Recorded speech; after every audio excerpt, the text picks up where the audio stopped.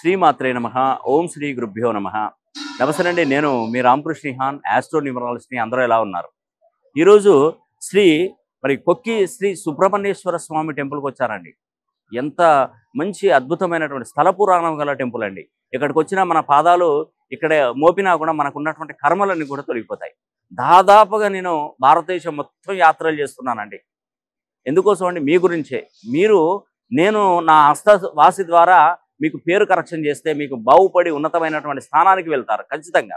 నేను ఆ భగవంతుని కూడా కోరుకున్నది ఒకటేనండి.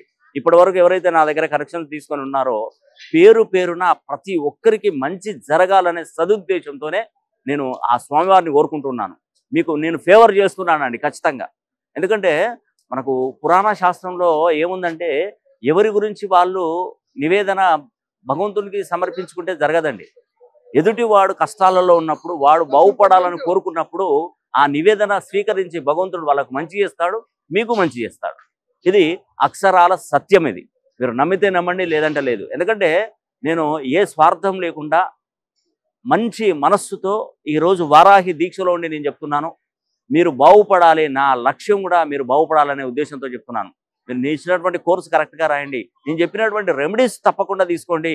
మీ జీవితంలో మంచి మార్పును చూస్తారు. నేను పదే చెప్తున్నాను. ఈరోజు శ్రీ కొక్కి సుబ్రహ్మణ్యేశ్వర స్వామి టెంపుల్ ఆవరణలో ఉండి నేను చెప్తున్నాను. నేను పలికే విషయం, నేను చెప్పే మాట వాస్తవం. మీ పేరులో ఉన్నటువంటి సంఖ్యాబలం మినిమం 270 డిగ్రీల్లో ఉండాలి. 2500 ఫ్రీక్వెన్సీ నుండి 3500 ఫ్రీక్వెన్సీలో కనుక మీ పేరు ఉండగలిగితే మీరు ఖచ్చితంగా మట్టిని ముట్టిన బంగారమే అవుతుంది. ఆ స్వామివారి సాక్షిగా మీకు తెలియజేస్తున్నాను. ఇక నుండి మీకు మంచి రోజులు రావాలని కూడా భగవంతుని వేడుకుంటున్నాను.